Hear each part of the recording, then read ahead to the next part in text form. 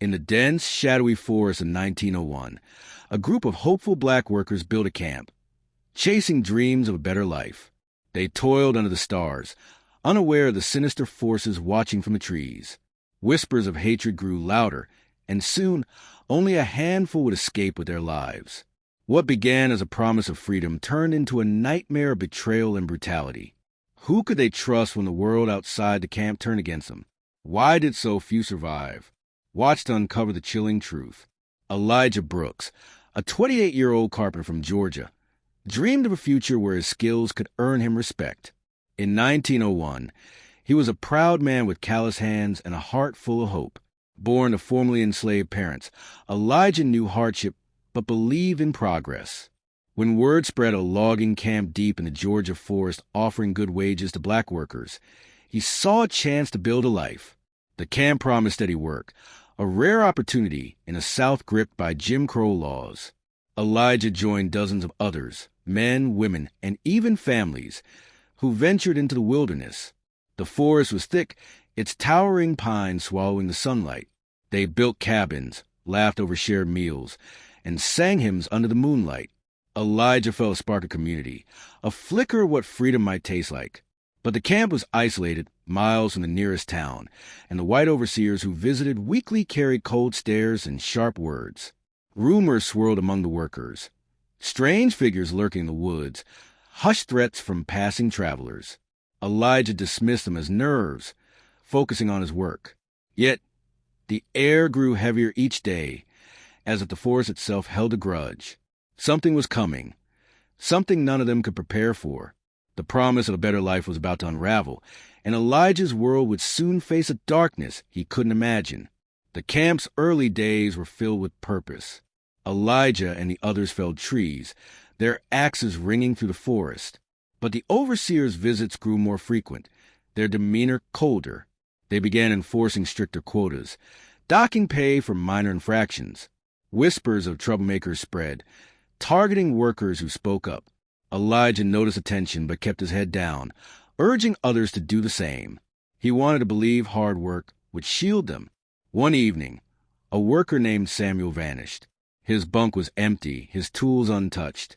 The camp buzzed with unease. Some said he fled, others feared worse. Elijah searched the woods with a few men, finding only a torn scrap of Samuel's jacket snagged on a thorn bush.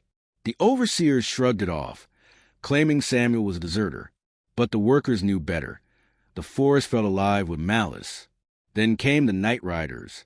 Masked men on horseback circled the camp at midnight, their torches casting flickering shadows. They shouted slurs, their voices dripping with venom, warning the workers to leave or face consequences. Fear gripped the camp. Families huddled in cabins, children silenced to avoid drawing attention. Elijah's heart pounded, but he stayed calm, urging others to hold fast. They had nowhere else to go. The next week, supplies dwindled.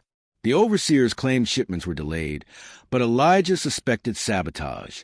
Hunger set in and tempers flared. A young worker, Clara, confronted an overseer about the missing food. The man's sneer turned to rage. He struck her, leaving her bruised. Outrage rippled to the camp, but fear kept most silent. Elijah helped Clara to her feet, his resolve hardening. Something had to change. But what? The riders returned, bolder now. They set fire to a storage shed, the flames licking the night sky. As smoke choked the air, Elijah realized the camp wasn't just a workplace. It was a trap. The workers were targets, their dreams exploited by those who saw them as less than human. Each night, the forest seemed to close in tighter, its shadows hiding threats no one could name. Would they escape before the hatred consumed them? The answer hung just out of reach, as the camp teetered on the edge of chaos. One moonless night, the tension snapped. The night riders stormed the camp, their torches blazing like eyes in the dark. Hooves thundered, and screams pierced the air as cabins were set ablaze. Elijah grabbed a hatchet, his heart racing, and rallied a small group to flee. The forest, once a refuge, now felt like a maze of death. As they ran, the riders pursued, their shouts laced with racial hatred. Elijah saw Clara stumble, her face bloody from a fall. He pulled her up, urging her forward, but the group scattered in panic. Gunshots echoed and bodies fell. Friends, neighbors, dreams extinguished in the dirt. Elijah's chest burned with grief and rage, but survival was all that mattered now. In a clearing, the riders cornered them. Elijah stood protectively in front of Clara and two others, his hatchet raised. A rider dismounted, his face unmasked, revealing an overseer Elijah had trusted. The betrayal cut deeper than any blade. "You don't belong here," the man spat, raising his rifle. In that moment, Elijah saw the truth. Their labor, their hope, had been bait for this massacre. With a desperate lunge, Elijah swung his hatchet, knocking the rifle aside. The group bolted, weaving through trees as bullets whizzed past. Clara's hand slipped from his in the chaos. Elijah turned back, but flames and smoke swallowed her. The forest roared with destruction, and Elijah ran, tears streaming, knowing he might be the only one left. Would he make out alive, or would the forest claim him too? Elijah stumbled into a small town at dawn, bloodied and alone of the dozens who built the camp. Only 5 others emerged from the forest, their faces haunted. The survivors spoke of the massacre, but the town sheriff dismissed their story, calling it troublemaker lies. No investigation followed. The camp's ruins were left to rot, erased from history. Elijah learned Clara hadn't made it, her loss a wound that would never heal. He carried the guilt of survival, haunted by the faces of those left behind. The massacre exposed the brutal reality of 1901's racial hatred. The camp, a beacon of opportunity, was a lie orchestrated to exploit and destroy black lives. Elijah moved north, vowing to speak of the horrors he'd witnessed. He told his story in churches and meeting halls, his voice trembling but resolute, hoping to honor the dead by exposing the truth. Yet, the world moved on and the forest kept its secrets.